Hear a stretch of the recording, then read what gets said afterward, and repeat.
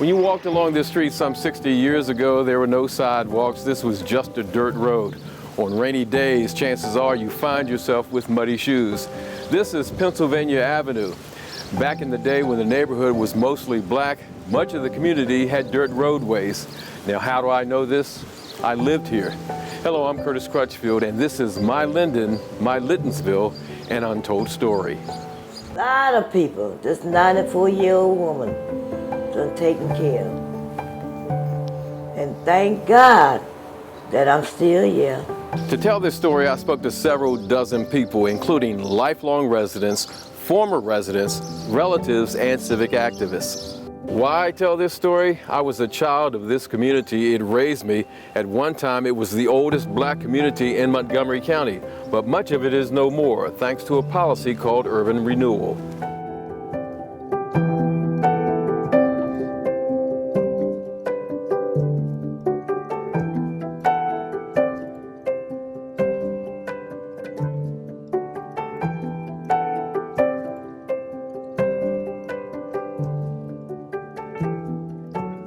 We tell our kids all the time that we may have been poor, but we didn't know we were poor, because seriously, we thought we had money. You know, we didn't ask for anything, didn't need for anything. So we felt that we just really had it. We didn't have to, ask for things like, can we get this or can we have that or this? We always had. We had support, we had love, we had people who built confidence in us, who told us we could do whatever we wanted to do. It was not only our parents, it was our grandparents, it was our aunts, it was our uncles, it was our cousins. And there was nothing to stop us. Everybody knew each other. There were two churches, a Baptist church and a Methodist church, and you went to one or the other. And there were some recreational things that people did, but it was a sense of community. And I think that that's something that we don't have in a lot of places now. Linden. It was a community of family and longtime residents, so I always felt like we were in a safe place, no matter where we were in the community.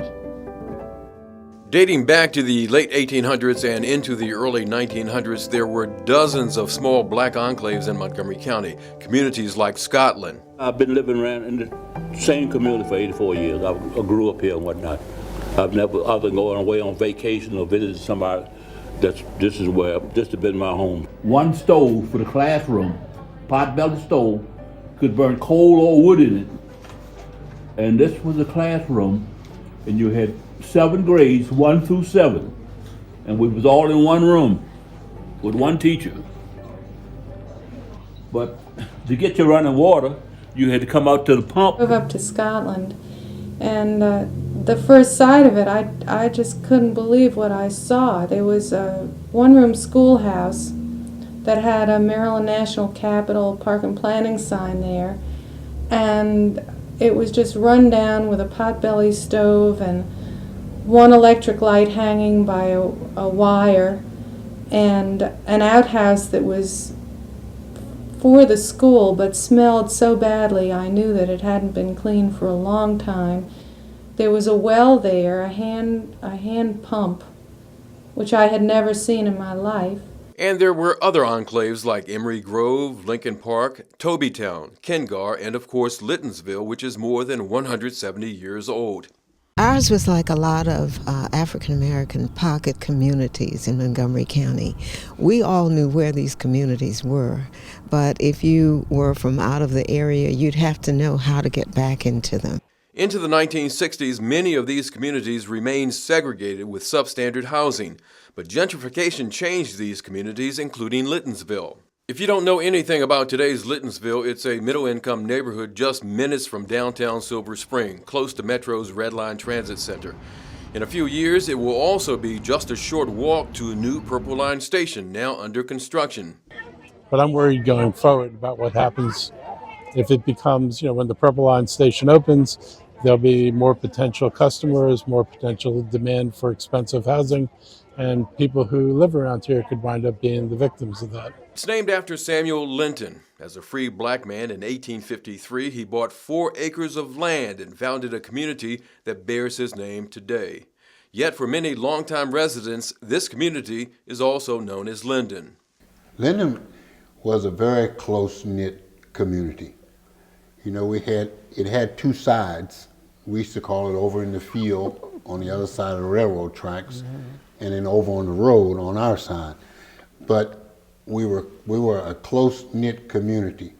We could go anywhere in that community, and the people, the families, you know, they looked out for the kids. Lot of people didn't have a place to lay their head down. I done take many people in my home, fed many people,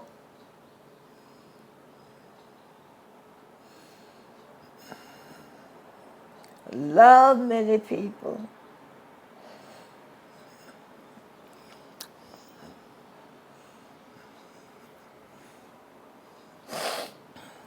If you came to the community and you didn't have nowhere to go, she would open the house up. She would feed and open the house up to her. Amen. I can say that. You know, I can say that, and without trying to make up anything or try to anything, that's the truth. She opened her doors to a lot of young people that was kicked out or didn't have nothing to eat or was hungry. She did feed them. She did let them stay at the house and sleep and got themselves together. My name is William Jackson, and I grew up in Linden. I came to Linden in 1949, and I left Linden in 1959. But in those 10, 11 years I lived in Linden, were the greatest years of my life. The whole community was like family to me, not just immediate family, but the whole community shared with each other, looked out for each other. And we had plenty of love. And when I say love, nobody in the community hurt. If somebody was short or ran, needed something, sick, people were there to help them. You don't get that today. The name came about in the late 1800s after B&O Railroad built a train stop nearby known as the Linden Station. Even the people that weren't related to us were still like family. Whether you call it Linden or Lyttonsville, today it's a racially diverse community. The neighborhoods make me very, very welcome. I feel very safe and welcome in this neighborhood. That's the first thing. The second thing was when my children was growing up, the school system here was actually great for us, okay, for the children. It's friendly. It's good to raise children. The schools are good. They can live in a diverse neighborhood. They're in between, like downtown Silver Spring and Bethesda. It's all, right there. It's convenience. And thanks to Maryland's light rail Purple Line, this is a prime area earmarked for new development. As the community looks to the future, it has a story to tell of a rich past. This rich past, however, includes a story of displacement, a story of families and friends uprooted by urban renewal. We were very proud of our community, and we loved our community. And I hated emotions.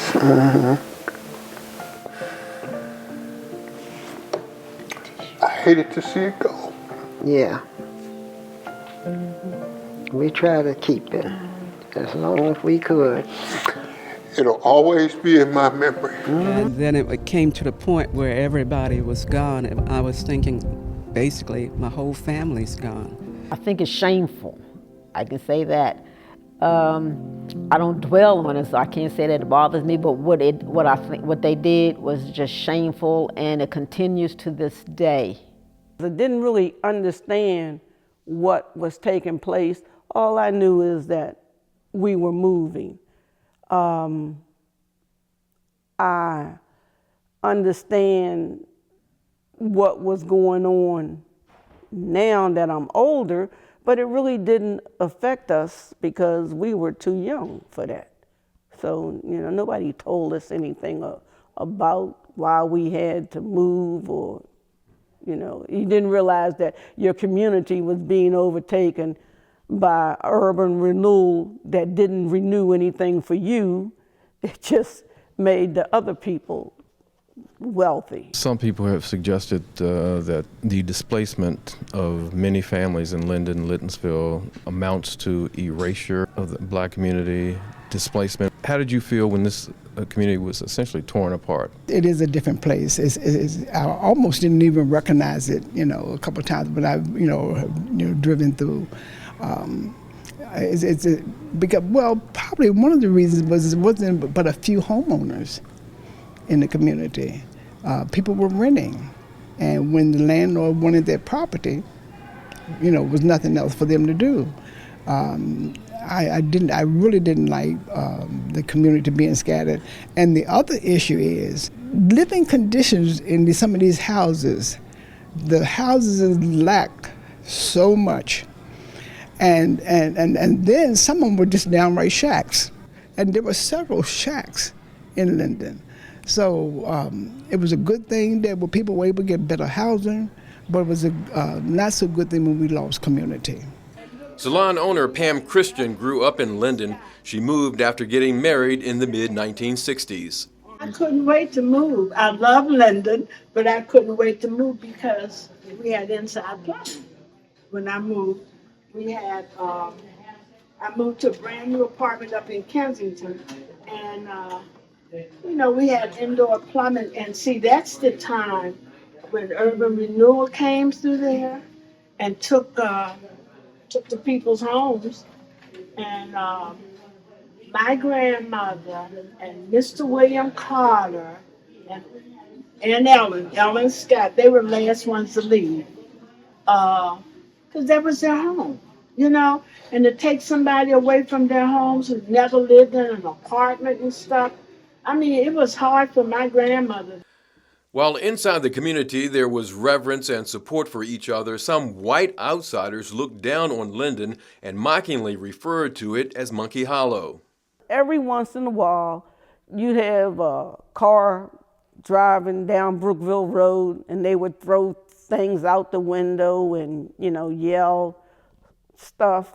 And, but I really didn't understand the Monkey Holler thing. I mean, I heard it, but it just didn't resonate because, I couldn't really relate to what the negativity was about it. They thought it was fun to come down Brookville Road and throw firecrackers at us. If you look back on the history of Linden and look at our generation, see where we at today from the generation that brought us up.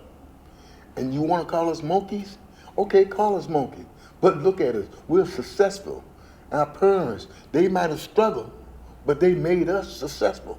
Stella Werner was the first woman to preside over the Montgomery County Council. She died in 1981, but her personal papers show that lawmakers were engaged in discussions about Lyttonsville.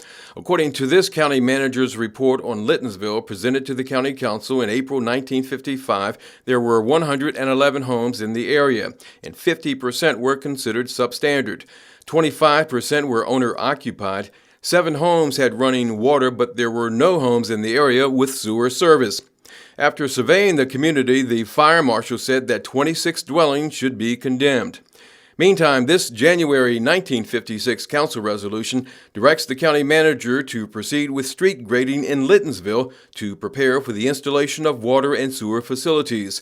Yet all road grading was to be deferred until WSSC, the water agency, agreed to do the work.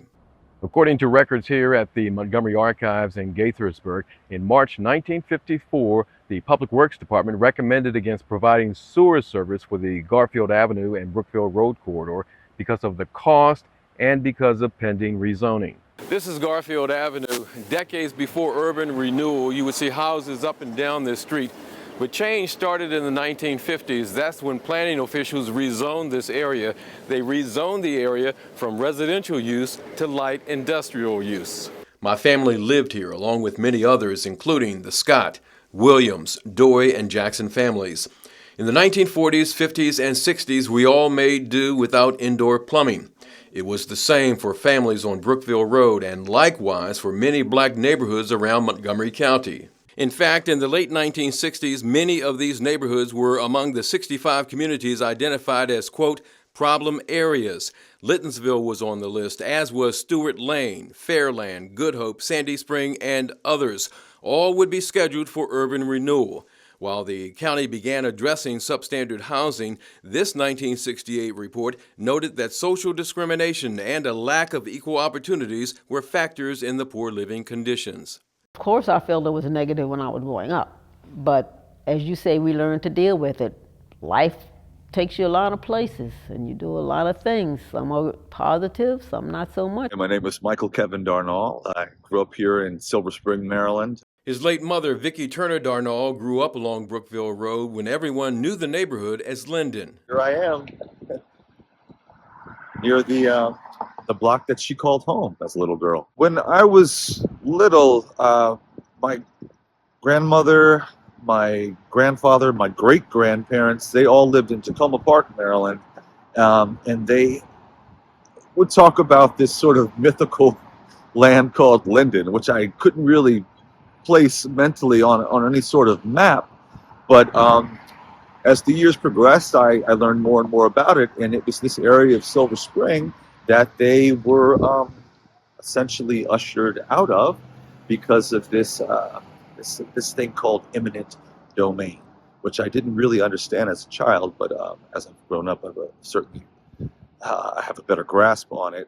But I always pictured this big, bustling metropolis that came out of eminent domain, and as I look around now, I see some sort of nondescript warehouses and businesses, mechanics, auto parts, tow yard. So I don't really think that this is exactly what I expected. But yeah, they often talked about their life growing up here. I could only imagine how painful it would have been to have left your community like that, against your will. But my people are a resilient people, and they didn't really speak of it in terms of a painful transition. If it was painful, that wasn't something that they really shared with me, but I certainly got the impression that a community was broken. See this fire hydrant here on my right? At one time, there was a water pump here that served the entire neighborhood. I don't know how many gallons. It was a glass jug. And that's what we got the water in. We went to the spigot on Brookville Road and put the water in, put it back in the car, and drove home. So you saw me at the water pump. Remember the water pump? We used to meet at the water pump. I can remember the field, Sis Field, washing greens and things up at the water pump. People would be mad because they want to get water. She out there washing greens. The original Pilgrim Baptist Church was right across the street here at the intersection of Garfield Avenue and Brookville Road. The cemetery, the church cemetery, was right adjacent. And just down the street was the Linden School, the segregated black school. This is Brookville Road today. It used to be filled with houses, but now it's lined with businesses. Looking east, you see a remade residential section. At the southern end of Brookville Road, radio towers are clearly visible just as they were in the 1960s. By the 1940s, communities throughout the United States were resisting the placement of large broadcast towers, and they had the political capital to say, no, you're not going to build that here. People in Lyttonsville didn't have that political capital, so we still see evidence of that expulsive zoning in the industrial uses on Brookville Road and the surviving broadcast tower at WWDC. But gone is the trash-burning incinerator that sat at the edge of the neighborhood. The incinerator, similar to these images, spewed pollution for 20 years. You smell the pollution going around and everything, you know. And the parents used to tell us not to go go too close to that place because, you know, it's not healthy for us. Because the pollution was so bad that around there. The word pollution wasn't even used. It was garbage, um, smell of bad odor, you know, the incinerator or something like that. You know, you whatever area, wherever you're coming from, you could smell. You knew exactly where that smell was coming from. A lot of smoke. Smoke, yep. Yep. And when they burned the dogs. Huh? When they burned them dogs, you know, Oh they my killed. God, yeah. That smoke, but from the dog, Right. they killed. That smoke would come up in the air. Yep. And it did something to people, they said. And it smelled. It really smelled. Some days it was really bad odor. The trash incinerator, I found a lot of, I think a lot of why that was built there in the first place, was connected to environmental racism, which is, rooted in this idea of spatial inequity and residential segregation, which results in like low income, marginalized communities of color frequently dealing with increased exposure to harmful environments. So in 1944, Montgomery County decided to build one of two trash incinerators in Lyttonsville. Montgomery County then decided to place its animal control shelter in Lyttonsville. In the late 1940s, two radio towers were constructed on the edges of Lyttonsville, all intended to create an ugly, uninhabitable place that whites thought African Americans wouldn't want to live. They'd move and convert it to wealthier and whiter uses. Now you might think that's just conspiracy theory bunk. Well, in 1923, a real estate evaluator actually came through this area and wrote about all of the development possibilities in Silver Spring and the neighboring suburbs up and down the B&O Railroad line. When the evaluator got to Lyttonsville, here's what he wrote. An area of cheap Negro residences, ideal for country estate development or suburban expansion. So as early as 1923, whites in Montgomery County were conceiving of this space not as an African American community, but as a space where white suburbanization can overflow and replace the African Americans living here. The less than ideal living conditions were known to county officials decades before urban renewal. The federal urban renewal program was designed to remake impoverished communities, but as the late renowned author James Baldwin described it, urban renewal meant, quote, Negro removal. For Jennifer Martin, it means today's generation lost Linden's special sense of family. That era is gone, and I regret that they don't have that. And I mean, we talk all the time about getting back together and doing something, but I really think that we missed it. I don't know how to get it back, but I guess that's something that basically, you think about it, we were robbed. Because it's nothing like family, no matter what we do, and we could reach out to each other, but they will never have the camaraderie that we had with each other. So I am sad about that.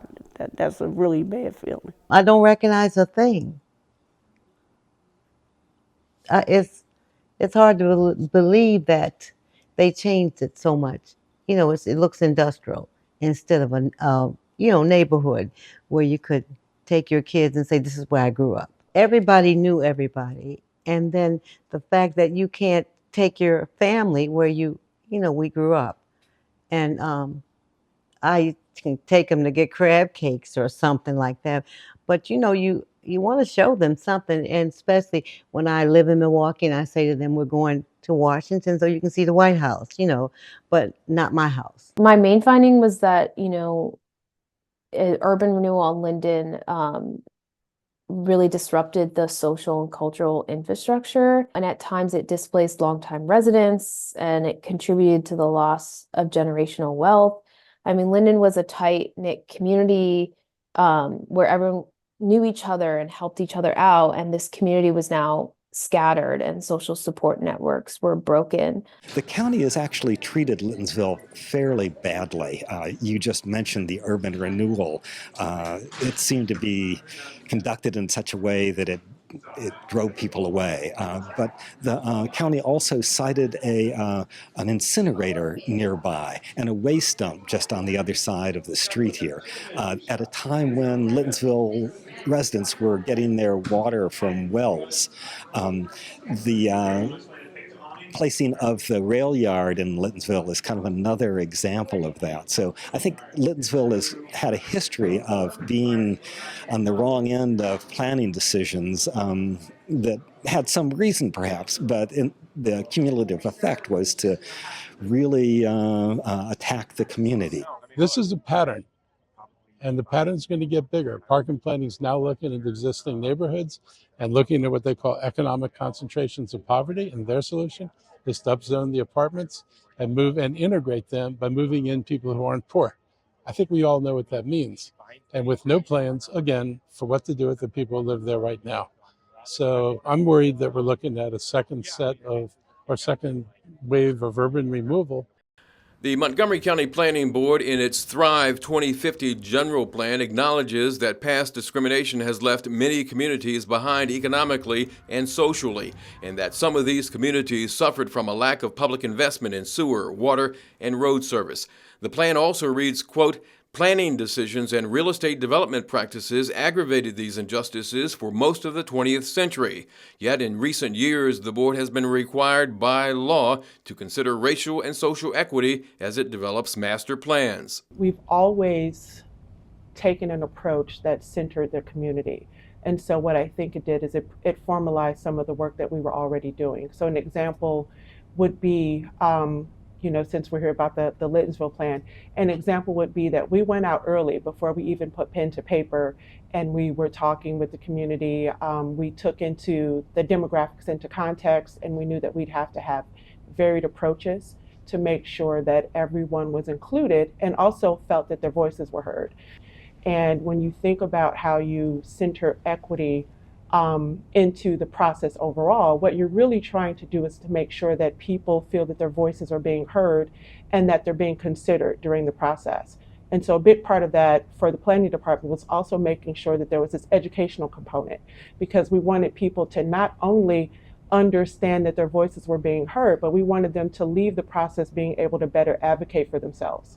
Pat Tyson and her sister Teresa grew up here in the late 1940s. Their father, Lawrence, was a member of the Citizens Council for Mutual Improvement, an advocacy group for African Americans. Pat reads from the group's first annual report, dated March 1948, which outlined a list of complaints to county commissioners. And they said specifically the delegation asked for immediate attention to school conditions, which were described as deplorable. Number 2, improvement of roads leading to Negro settlements. Number 3, removal of Jim Crow signs on public restrooms. Extension of water and sewage lines to Negro communities. Urban renewal forced Pilgrim Baptist Church, built in 1914, to relocate to Pennsylvania Avenue on the east side of the neighborhood. Church cemetery remains were reinterred at Maryland National Memorial in Laurel. My nephew, Dwight Evans Jr., is here. He died in 1966. This is my son, Rob. This is the preacher, Evan Jackson, and his wife. That's what they do. Other relatives are buried here as well. Erlise Crutchfield, James Crutchfield, Aline Thomas, and my sister Valerie. Valerie was just a baby when she died in the early 1950s. We moved all the ones from Pilgrim Baptist off of Brookwood Road, we moved them over here. And then we added as much as we could, and then they shut it down. At least they told us they didn't have any more land until I came and tried to get Aline here, and then they said I could put her at the foot of my grandfather's. So I was able to put 3 people here since then. Imagine that was hard for you. Oh yeah, I was young. I was not, but so young, but it was uncomfortable. I was very uncomfortable, but it was a, it was something I think that needed to be done to protect, to make sure they got in the right resting place. Mona Stewart proudly lives on Albert Stewart Lane, named after her grandfather, who owned several lots in Linden. I used to live in that house over there, but my grandfather lived on this side. And where this house actually is, on the other side of it, you would have found this pump. My father saved it and turned it into the mailbox. This area, he owned the lots and so forth, and it's still named after him. It's the Stewart subdivision. Stewart remembers when prefab houses were brought in to replace some of the older homes. When the roads were being paved and when the prefab houses were brought in, what do you remember about that time? Well, we had actually moved over here before, so we came in 63, 64. None of the roads at that point were paved. So I know a lot of the folks over on Michigan Avenue on that side, they spoke about the amount of mud and so forth they walked through. Over here, none of this was paved in any way. This circle wasn't here, so we would come down the hill, and there wasn't a whole lot of gravel on this side where it would make it more stable. We moved in to the driveway, pretty much mud, and people walking over to come to the house, we would ask them to remove their shoes because their shoes were caked with mud. Myra Caulfield grew up in Lyttonsville and still calls it home today. Have you seen a lot of change? It's definitely been a lot of change. When I was growing up, it was predominantly a black neighborhood. All the neighbors that I remember growing up were black. So it's definitely changed with building new houses and building like new houses down the street, low-income housing down the street and all of that. There's been a big change in terms of the diversity. Her family has a legacy of civic activism and, like the Stewarts, was one of just a few families to own property here. It owns a lot where my mom's house is there and the whole cul-de-sac, going back to the tree line. Her mother, Charlotte, led the Neighborhood Civic Association and was active in local political circles. And her aunt Gwendolyn was so civic-minded and so respected that this community center is named in her honor. Yeah, it's overwhelming. It's so incredible to think that, like, you have the family name is on a building, and so that people are so aware of all of the things that she did. I knew her, as my aunt, and to this day, like, I live in her old house, so I'm surrounded by her 24/7. So, but it's really great to be reassured that everyone else recognized her for the great person she was. The Caulfield sisters taught Sunday school at Pilgrim Baptist Church, which is now led by Reverend Charles Jackson.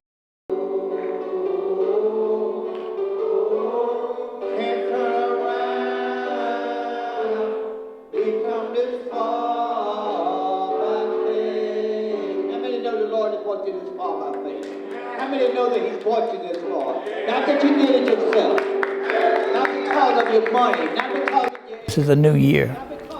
And so we've stated to some of the members that we have missions that we're going to start.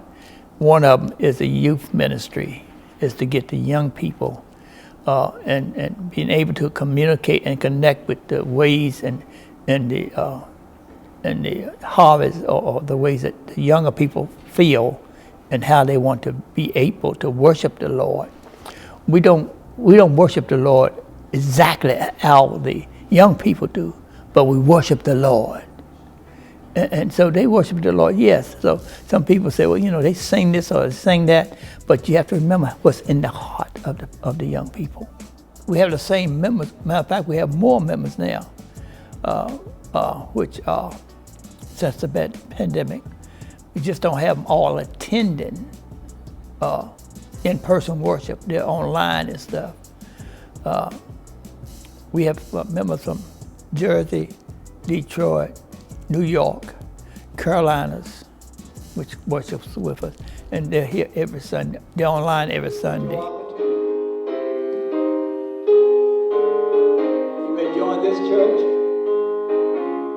or any church of your choice. Pilgrim, the original, was a big church, tall, had a nice basement. They always served food there, had church dinners. So it was really nice. We got a lot of trips that we took from that church to Hershey Park, Pennsylvania, York, Pennsylvania. So we did a lot there, The church did a lot for the children of the community, and the people of the community did a lot for, the church people did a lot for the community and the people there. They cooked, they sold dinners. My grandma, my mother, that's what they did. Miss Jeannie. And they would cook and sell dinners, and those who even couldn't buy, they fed them. But Pilgrim Baptist was a church. It was our church. I mean, it walking distance. I mean, it was up the street from where you was raised, and we were on Brookfield. But it was the church. We had Rem Cromartie, Reb Helms. Rem King ended up being. But I'm the ones that we grew up we with. We grew with, and they were family. It wasn't, they come to church and come to the house, like we say Sunday, to eat and everything. It was like, But it was an open door church. At Pilgrim Baptist, Aunt Eula, which she was our cousin, but we call her Aunt Eula, your aunt. She was the head of the the singers, okay? And I felt good because we actually went on WOL to sing. Okay. So that was a good positive thing, and also we had some great singers at Pilgrim Baptist. Yes, we did. Sis would raise this roof. She could sing. But we had singing, and we would be. You could be. I mean, because you could hear. You're sitting in your house, and you could, when the church is going on, they have even you would hear the singing if you didn't go. She made sure that we had these trips. We would go go church, to Hershey Park or something. She make sure that if go to the beach. The neighborhood had picnics and stuff and everything. Eula May, she took care of all that for us. Eula May, she was the Sunday school director. Director of Sunday school. But I bet she didn't realize how important she was to the community. Really? Because just like May was saying, it was a focal point for activities. Several former residents returned to Pilgrim, their old church, to tell their stories of growing up in Linden. Sisters Lucinda Hall and Wynette Tyson grew up on Garfield Avenue along with William Jackson. I didn't realize how much until I got grown, how much the value meant to me, how much it helped me in my adulthood, mannerism, respect. And it was just amazing. Church was a very, very big part of our growing up, and the church gave us the belief that we could do what we wanted to do. We did not feel like we were less than anybody. We felt like we were the same, or all people were the same. And we had the experience, whether it was through church, different experience. It wasn't like right in the community you stayed. We went on trips. We were able to go places probably where other people did not go. When I talked to other communities, they did not do what Linden did. And my dad, he loved to travel even until he died. And he took us to Pennsylvania, to Dutch Wonderland, to the Catoctin Zoo in Frederick County. He took us to the Enchanted Forest. I believe it's Ellicott City. So we did not stay isolated, we were exposed. The sisters speak fondly of their father, Luther, who fulfilled his dream of becoming a professional firefighter. The opportunity did not present itself in Montgomery County. Their structure was different. He started out when he was a young man, 18, 19 years old, volunteering in Prince George's County as a firefighter. and he was determined that he was going to be a professional firefighter. He was in his 30s when it finally happened, but he did not stop. He went on to become an EMT. He also taught classes at the University of Maryland because that was his love. That was the example. The older people from different generations gave us an example of what to follow. Very proud. He was the type of person, and my sister, one that has the same personality, that if you want to do something, you make it happen. You know, no excuses. You just did it. It was his lifelong love, and he was good at it. And so, yeah, very proud of him.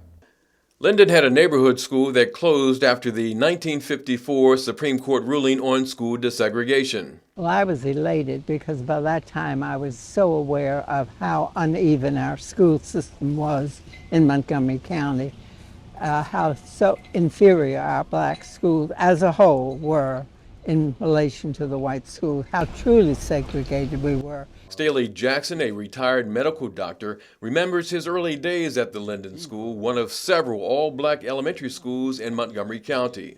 One of the things about Linden Elementary School, one of the things about the segregated schools in those days, you know, all the communities in Maryland we had the segregated schools, but the teachers in our school, those teachers, I mean, they went all out to make sure we were educated. Well, the biggest experience, I guess, or memory is the teachers. They really cared and were interested in giving us an education with all their limitations, hand-me-down books, some books with pages missing, but they also in the process taught us about life, respect for each other, discipline, that type of things. The same teacher who taught my mother also taught my sister Gwen, so that's how long the teachers stayed there.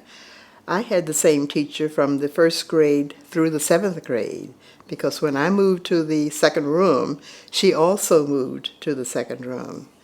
So, but the two-room schoolhouse did not have indoor plumbing. Our playground was the school driveway, dirt driveway. We had cast-off school books from the white schools. We had books that had writing in it, answers written in, pages torn out. We got furniture that was all scarred and mocked up, but that's the kind of situation that we grew up under. The streets were not paved, so we walked the dirt roads to get to school and things like that. Going over to Rosemary Hills, when they built it, it wasn't a lot of fun. I remember one teacher I had, we were going to put on a play, and she told me, well, you can't do that play because it's not for black people. That hurt me to my heart. But it wasn't easy going to the white schools, although there were several of us here going over to Rosemary Hills. But most of the students I grew up with, they weren't there either. That all these black kids coming in and they smelled and they were stupid, because I don't think we learned anything, because the teachers wouldn't teach us at all. We were set over in a corner someplace and didn't do anything that whole year. Going to school with whites was not something I really looked forward to. It was just the way the principals and so forth, the teachers would treat you, but you'd always find some kind teachers. But they were few and far between. We went to Woodland first in kindergarten, and then we went to Rock Creek Forest. Well, Rock Creek Forest, you know, in the wintertime it'd be cold, and we'd be standing up against a wall trying to keep warm, and all of a sudden you hear this word, the N word, or you're poison, you know, that's what I witnessed. And then you go home, and I would tell my grandmother, and she would try to explain, you know, and it's like she put a Band-Aid so I felt better. Ice Blue Moon. Ice Blue Moon. Yeah, that was a beer garden. That was a beer garden. And then, Was that popular? Yeah. oh yeah. You had And people then- from Rockville, Kensington, Tacoma Park, everywhere. They came up there to that. They used to jam Oh up my there. God, yeah. They had a band. My mother used to work there. Yep, her and Miss Florence Nelson, they Miss Florence cooked. Nelson. We had a we had a pride in Linden, and we used to show it off sometimes. I'll never forget. We would go to the teen club. Teen clubs. Staley was in charge of that and everything, and used to take us. We would go and dance, go to other teen club, which was the Tacoma Park, Kensington, Wheaton. Rockville, you kind of had a little problem with Rockville because there was like a little jealousy in between that and everything, and mainly like I say that we knew how to dance. We had on Brookville Road, we called it the White Building, and we had a little playground down from there that had swings and sliding wood. That was our hangout. People from Garfield come up there, people from Brookville Road, and that's where we played and enjoyed each other's time. Riding bikes, taking the boys' bikes, going away with it. Then we would go up to WWDC and start taking the peaches off the tree. But it was just a community thing that we did together. Definitely, that's what we did. Growing up, so we got to. But now, 7:30, we had to be in the house before dark. But and that was in the community. Everybody knew. Okay, 7 o'clock, we got to go. We had a field up on the hill, up on Brookville Road. We played baseball up there and everything. Where Walter Reed is now. That was our baseball field up there, and which, like I said, Jeffrey and them, our cousin, all of them had these nice bikes that they got for Christmas and everything. Well, us girls, we stand around while they playing ball, and sometimes we would ease off with the bikes and go riding and everything. Earlier, we mentioned black enclaves like Scotland, Kengar, and Emery Grove. Their stories are similar to Lyttonsville. Gary Lancaster grew up in Emery Grove and Stewarttown. He took us on a driving tour of the one-time all-black communities.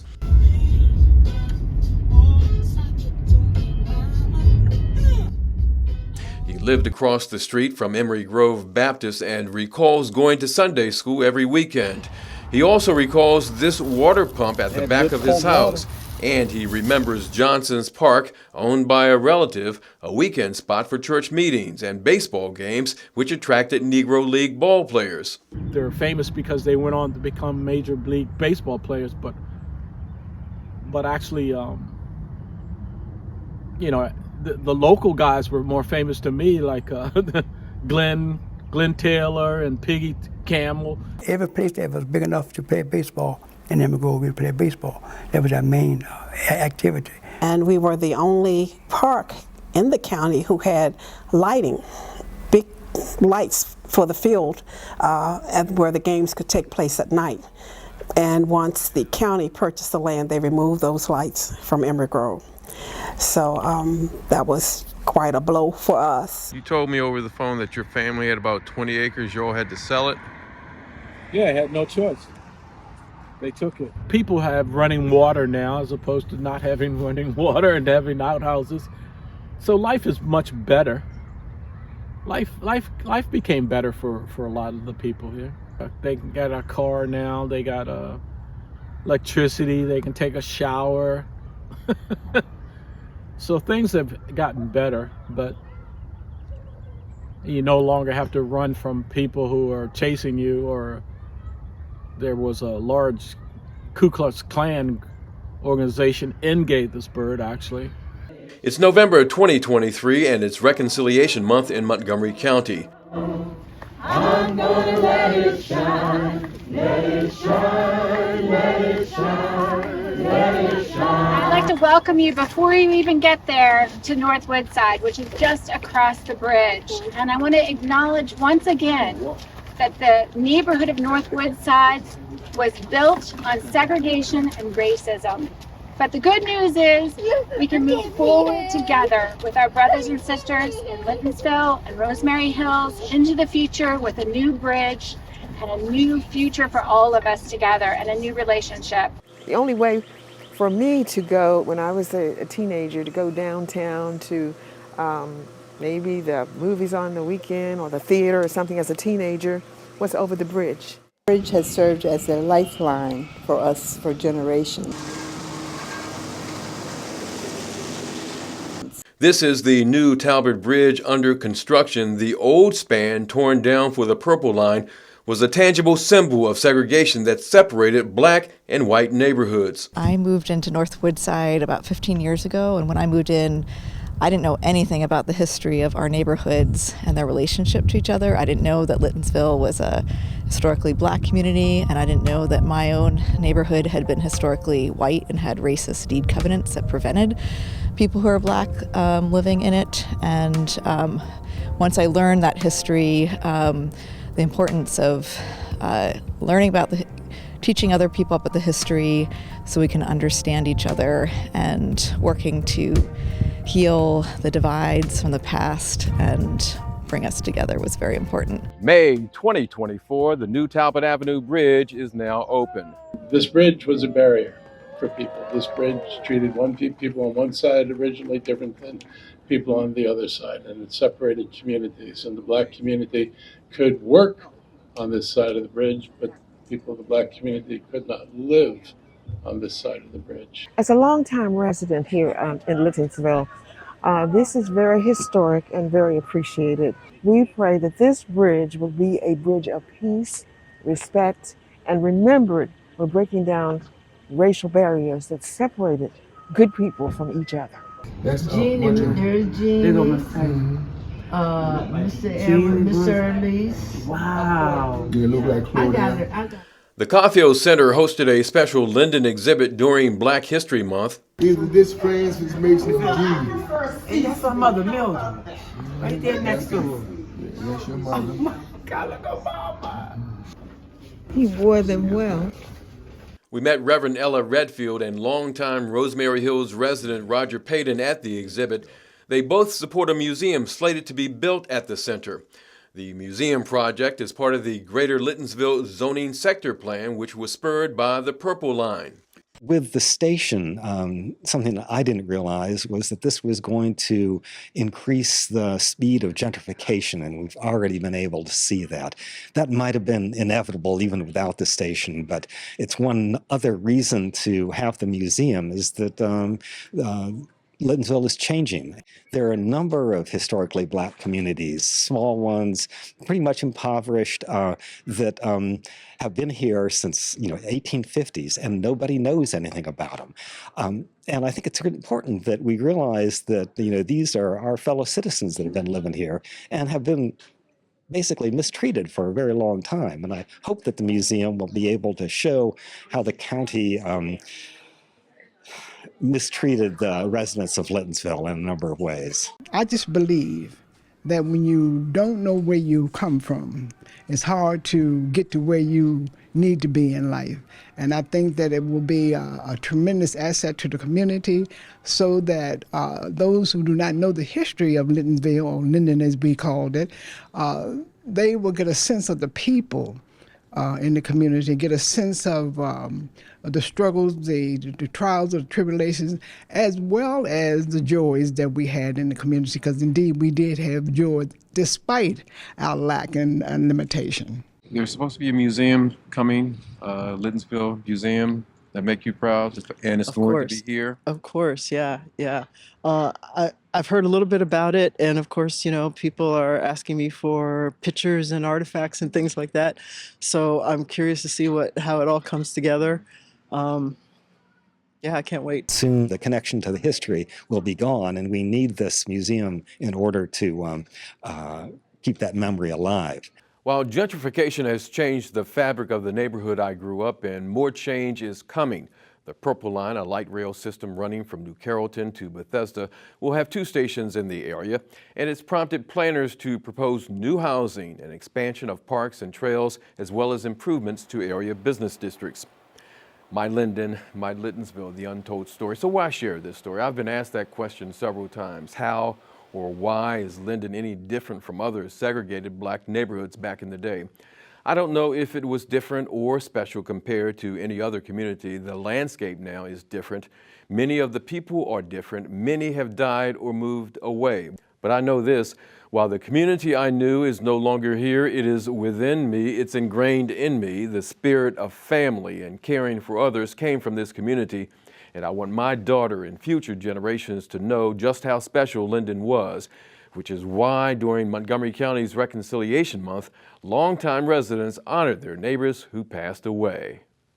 Vernon Stewart Jr., Vernell Stewart, Inger Stewart, Fleet and Martha Qualls, Wood and Marie Young, Lynn Young, Shug Young, George and Daisy Shackelford, Albert and Eula Turner. What do you want people today and tomorrow and years down the road to know about this community? I'd just like them to appreciate it for its uniqueness, its sort of special place in history in Montgomery County, and just to recognize kind of how far things have come and how people have really thrived despite some really harsh, socioeconomic conditions. People have really thrived in this community, and I'd just like people to remember that. We had a strong sense of community. And that's one of the things that sort of breaks my heart in the African American community, because while we have, some of us have achieved so much and we have risen to a certain level, we have distanced ourselves. And for me, integration was the best thing that happened to us. It was a blessing, but integration was also a curse, because we do not have the community that we had in Linden.